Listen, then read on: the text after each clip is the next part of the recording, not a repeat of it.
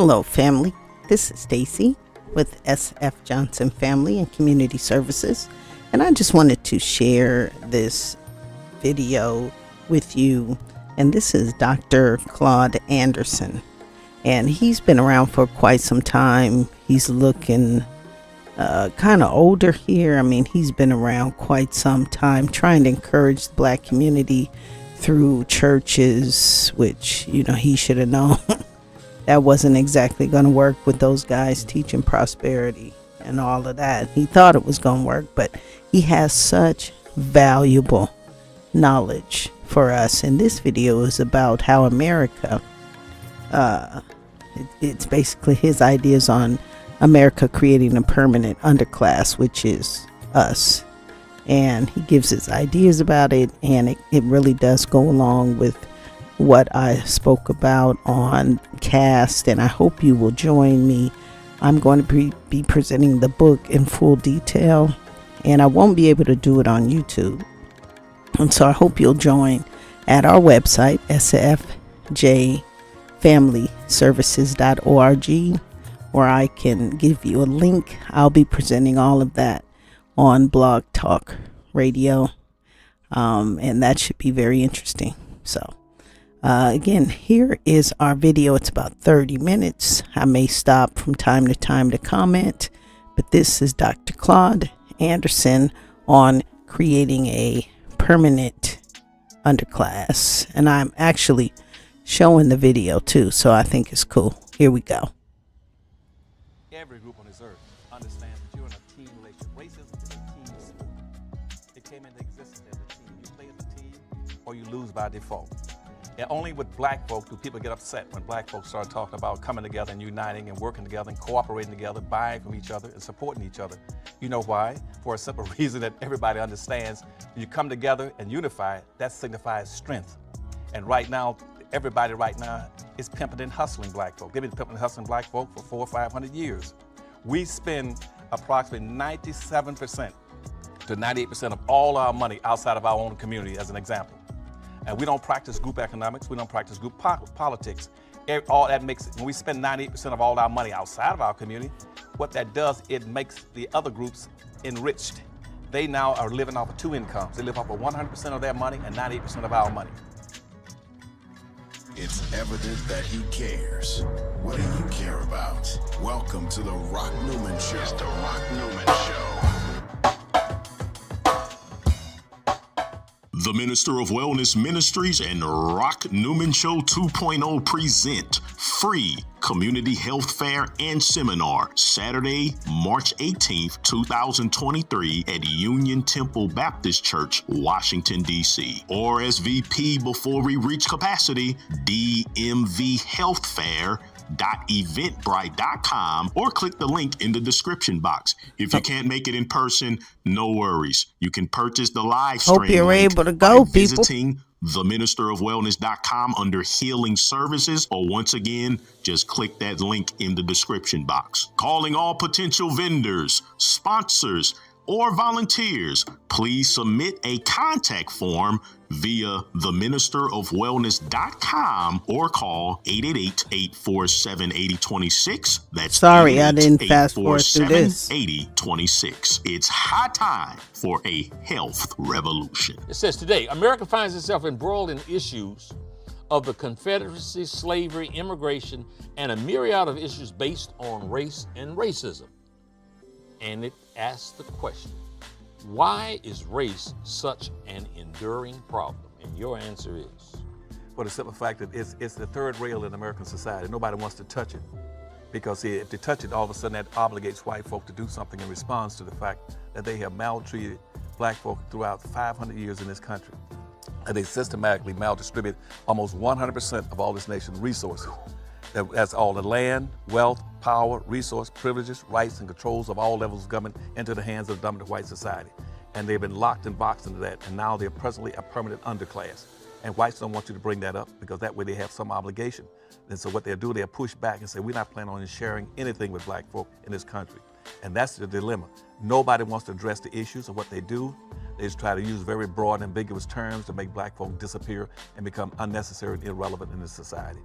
you ask the probing question, how is it that the black civil rights era produced more gains for other class groups than the intended beneficiary, blacks? For a very simple reason, and that is through inherited wealth. I just told you a few minutes ago that 99% of everything was maldistributed into the hands of the dominant white society. But now 87% of it is frozen, locked in there. It's locked into the dominant white society, into their trust accounts, banks, institutions, universities, communities, and their culture. The black folk cannot get access to it.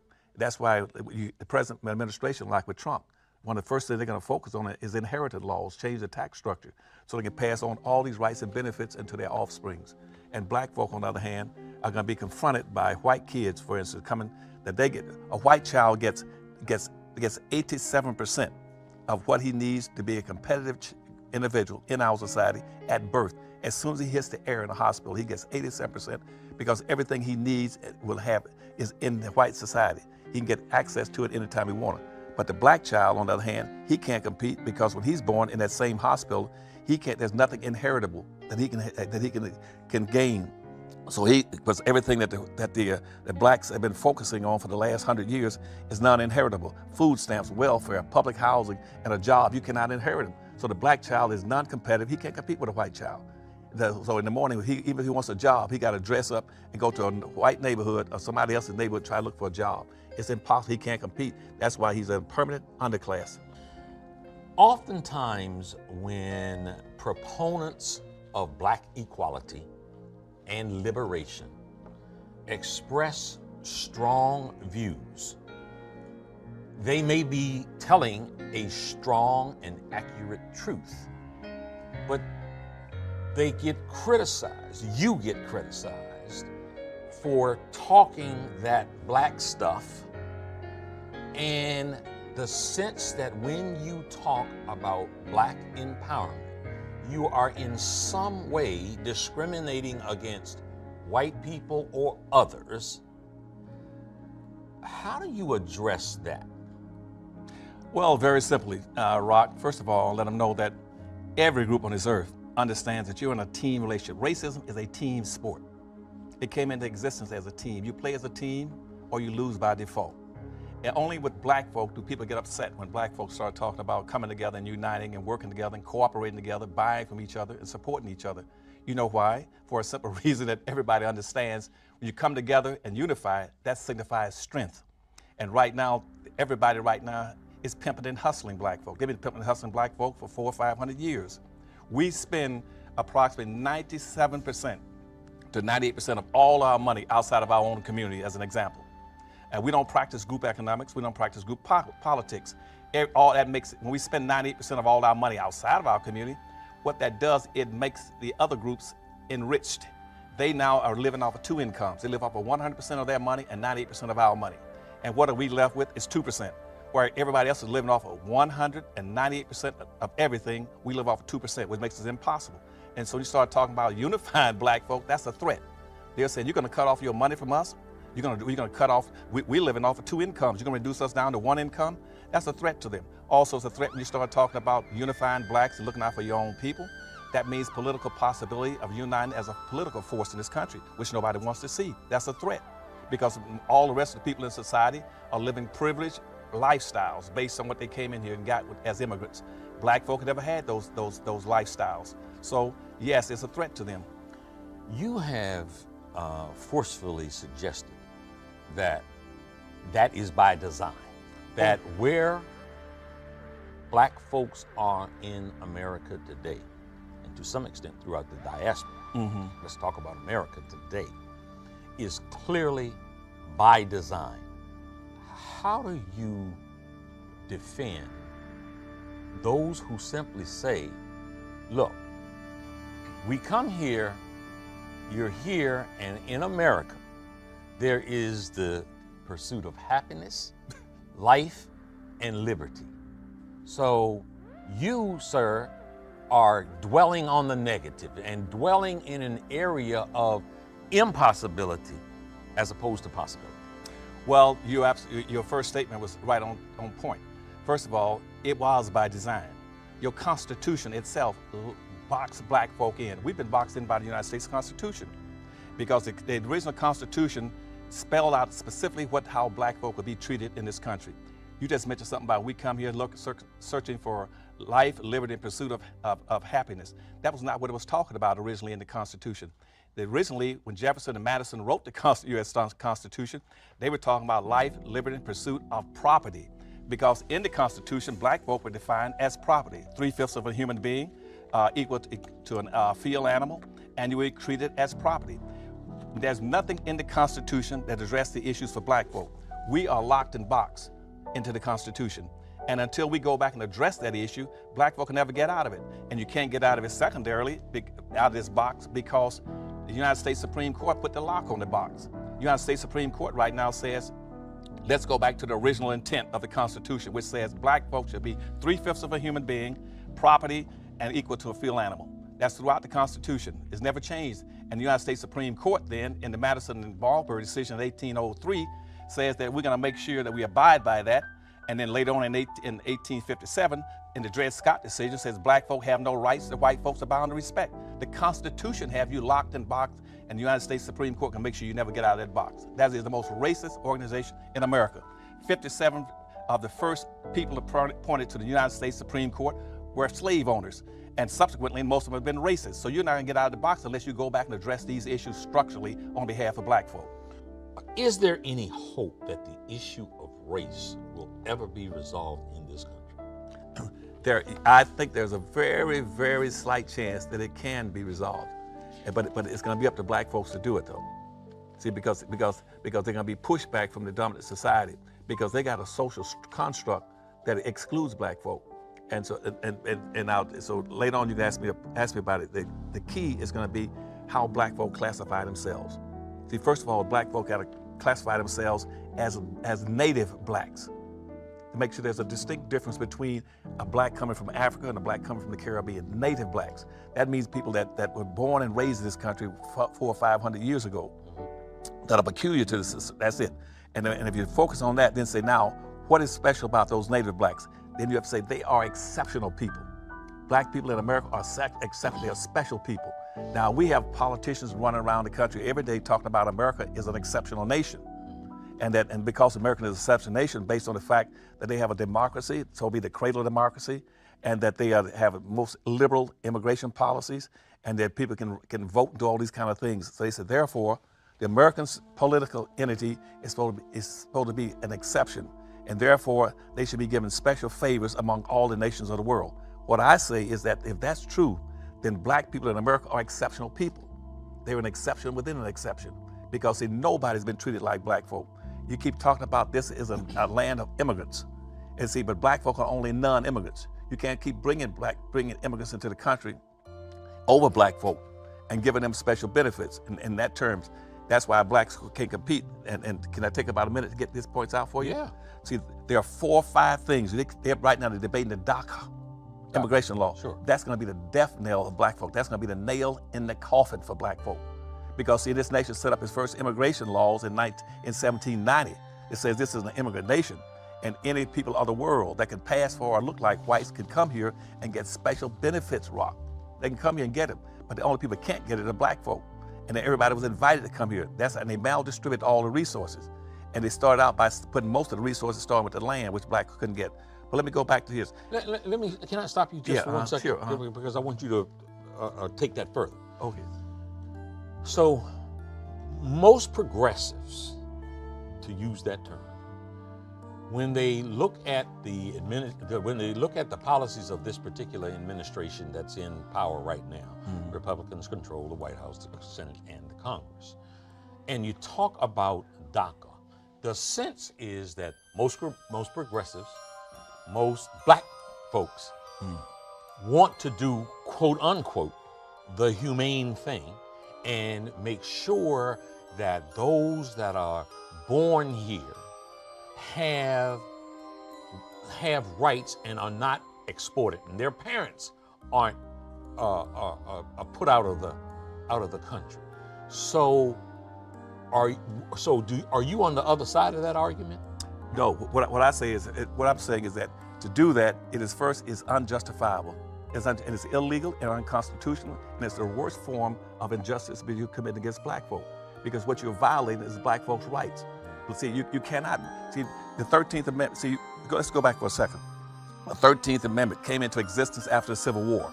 It says very clearly, Rod, that it mandates that black folk be treated in all manners similar to whites in this nation. Now, but immigration's policies and bringing in immigrants only negatively impact black folk. It's not impacting anybody else. Black folk are the only injured parties by immigration. There is, for the most part, a wholesale lack of appreciation for the impact that slavery, for the hundreds of years that it was practiced, has on today's world. Right, and see, black folk are still under the impact of 360 years of slavery and another 100 years of Jim Crow semi-slavery. I didn't hear the first part you said. That they're still being burdened, they're overburdened by slavery, because no one has addressed the negative impact of slavery on black folk. It's never been addressed. Because what was the purpose of slavery? The purpose of slavery was to systematically, socially engineer black folk into the lowest level of a real-life monopoly game that was based on wealth, power, and control, what you own and control. And slavery itself then maldistributed almost 100% of all this nation's wealth, power, resource, privileges, and controls of all levels of government into the hands of the dominant white society. And black folk don't have enough resources to be a competitive group. When black folk came out of slavery, let's say before they even went into slavery, they owned and controlled nothing. When they came out in the 1860s, a few blacks, about 250,000 black folk, had successfully acquired 1/2 of 1% of this nation's wealth. And that was in 1860, Rock. Here you are 150 years later, black folks still own and control 1/2 of 1% of this nation's wealth. And it's wealth that controls what you get, what your opportunities are gonna be. And that 1/2 of 1%, what does it equate to today? That means that the typical white person right now has 3,500 times more wealth than black folk. And we tell black folk to go out and compete with what? What are they gonna compete with? They don't own and control anything. They still own and control 1/2 of 1% of anything that value in our society, while they are being burdened down with 6 to 7 times their fair share of everything that's negative. Now, all the social pathology is being inflicted on them. They're the ones that are bearing the burdens of low-income housing, poverty, food stamps, welfare, dysfunctional families, no businesses, no opportunities, failing school systems. They're the ones that's being negatively impacted. Nobody has ever addressed the real issues. The civil rights movement didn't address the issues. They started talking about social integration. Social integration was not the problem with black folk, and even the concept of civil rights. They twisted and corrupted that concept. Civil rights was initially talking about what you're going to do for black folk in the country. When it came out in 1865 and 1866 in this first civil rights laws. And what those civil rights laws were trying to address was correct the Dred Scott decision of 1857. And what I mean by that black folk had no rights and they could own and control nothing. And so when you had, and here in Washington, D.C., you had some congressmen called radical Republicans, like Congressman Benjamin, Thaddeus, and Charles Sumter, and the rest of them. They said this, that the only things that black people can ever be in America, they're either going to be free or they're going to be slaves. Minimally, to be free, they must have 40 acres, a mule, and $100. Now, immediately, Andrew Johnson, who replaced Lincoln when he got assassinated, he vetoed it. Yeah. And after he vetoed it, when the conservatives took over the control of black folk, the Northerners walked away from it, left them, abandoned them. Black folk were forced into Jim Crow, segregation, and peonage. And they corrupted the whole concept of civil rights and made it a civil issue for everybody. Nobody's ever enslaved the gays, the midgets, the humpbacks, women, Asians, Arabs, Hispanic, and American Indians. They enslaved black folk. That's why it's critically important, go back to one of your earlier questions, for people to understand. When you start talking about issues, about rights, the Dred Scott decision said the black man has no rights. It didn't say the Asian man, the Arab man, the Mexican man, the Indian man. It says the black man. So what's happening now is that the whole concept of civil rights and social integration, all this has been distributed, and it's been corrupted into what we call fabricated classes. They're getting all the benefits that black folks should be getting today. All these, and it's intentionally and being designed to make sure everything is moved away from black folk and the lock in the box stays on black folks so they never get out of it. Mm-hmm. And here's what you do when you bring them all into black folk, because you do the same thing they were doing in 1790 when they brought in all these immigrants. You bring in millions of immigrants over black folk from Europe, Eastern Europe, Western Europe, Northern Europe. You brought them in over black folk. When you bring in immigrants, here's what happens. You got black folk that are branded. They don't get any benefits for living in this country because they're branded as being slaves. They get zero benefits. Now, they're not immigrants. Now, watch what on the other side. Now, when immigrants come in, watch the benefits they get. They go past black folk at 200 miles an hour to pass them. That's why in all these cities, in Chocolate City, they do better right here in Chocolate City. Now, they're underneath the immigrants. Immigrants, they come in the country, they get a point over black folk for being an immigrant. Blacks are the only non-immigrant. 2, all of them are classified as whites. The Arabs, Asian, Hispanics, they all been reclassified as whites. Even American Indians back in the 1890s became classified as whites. They get a point. That's the second point. They get over black folk in getting access to resources and benefits. The third thing they get the benefits for being put into a minority category. They're classified as minorities over black folk. Thirdly, they come in with a culture that they can establish a culture that they can now build businesses and industries and relate back to their homeland. And lastly, what they can do, they also bring in a religious aspect and business opportunities for their people. Black folk get nothing, and they can come in and take and dominate black folk. That's why right now, black folk have been buried as an underclass. That's why in this Black History Reader, if you look at the second question, it'll show you that the last statistics that came out from the United States Department of Labor says that everybody's over black folk. Black folk have not moved one iota in 150 years. They're still on the bottom, underneath the society and outside of it. You said something earlier in an answer where you said that you talk about native blacks. And so that clearly sounds as if you are delineating native blacks versus someone that comes here from Bermuda or Jamaica or wherever they may come from that is black. That's right. And the purpose of that is what? Because on the surface, it would be like, hey, everybody here that's black gets treated a certain way. Why are you making that delineation? That is an excellent point. You know why? Because you see, those people coming in from Jamaica or coming in from Africa, they have not been treated like black folk in this country. That's the first thing. And secondly, historically, they haven't had those historical experiences. They come in here voluntarily. When they come in here, they bring some cultural aspects from Africa. They can go back anytime they want. But the black people in this country are exceptional people. Nobody's been mistreated, maltreated like them. Black folk are exceptional. They're the only people that came here forcefully, one. 2, they're the only people that denied their humanity. 3, they were the only people denied a right to enjoy the fruits of their labor. 4, they were the only people denied the right to participate in government. 5, they were the only people denied the right to vote. 6, they were the only people denied the right to have an education. 7, they were the only people denied the right to have a business. 8, they were the only people that participated in every war that this country has had since its founding, but whose mother country has never been against this country. All those immigrants come from countries where they fought America, and they came in. And the 7, that they are the oldest and most patriotic people in the country.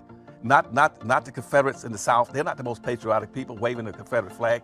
The most patriotic people in this country are black people, native blacks, because you see 99% of all those blacks have been direct descendants of slaves. They've been here before 99% of all the other people ever arrived in this country. They are special people.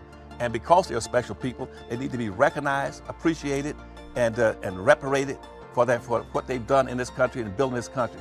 They're the ones that built the bridges, the roads, cut the timber, the trees, and cleared the land, raised the tobacco, cotton, indigo. They're the people that's fought in every war to protect this country. The people coming from Africa or coming from Jamaica didn't.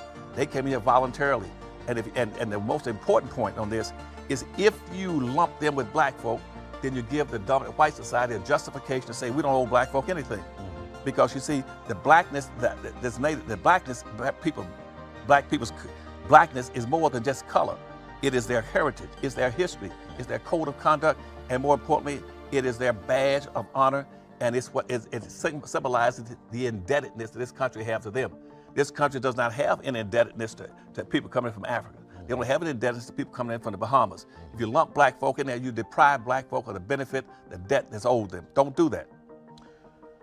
You are spitting fire. Let's keep going here.